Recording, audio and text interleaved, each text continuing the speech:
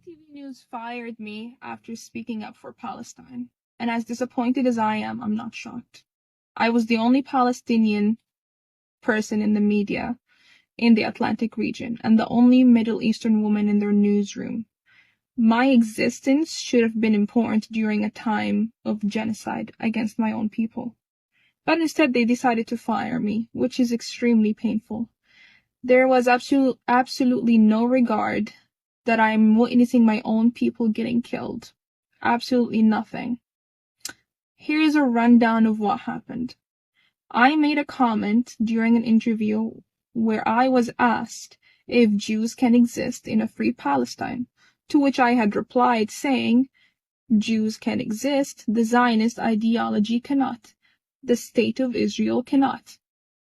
Logically, a free Palestine cannot exist with an occupation or with a state that was labeled an apartheid state by human rights organizations. My firing took less than 24 hours after a Twitter thread had started labeling me anti-Semitic. When asked why I was fired, I was told that I broke the collective agreement, but both Bell and CTV would not specify as to what I exactly violated.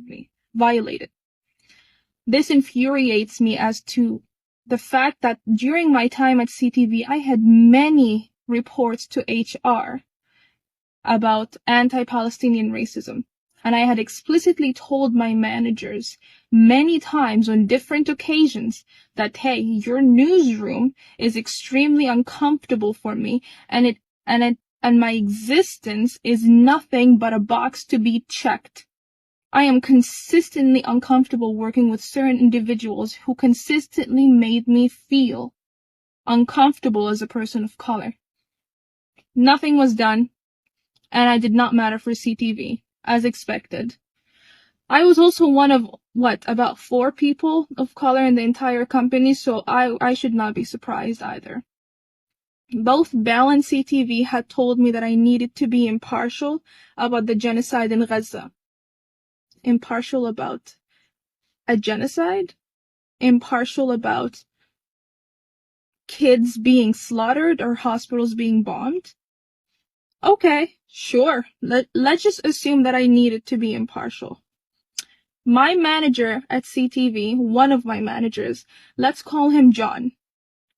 John had asked me about a statement made by someone I know about October 7th, where they said that the attacks by Hamas should not be looked at as a terrorist act, rather but as an act of resistance. Okay, that was the statement. Johnny felt the need to ask me if I agree with that statement and if I think that the attacks are terroristic acts. For why? For why do you need to know what I think about Hamas? Did you not just tell me to be impartial? It makes no sense to me. Freedom of speech does not exist for people like me or people of color. It doesn't. Palestinians continue to be silenced, and I will not stand for it anymore.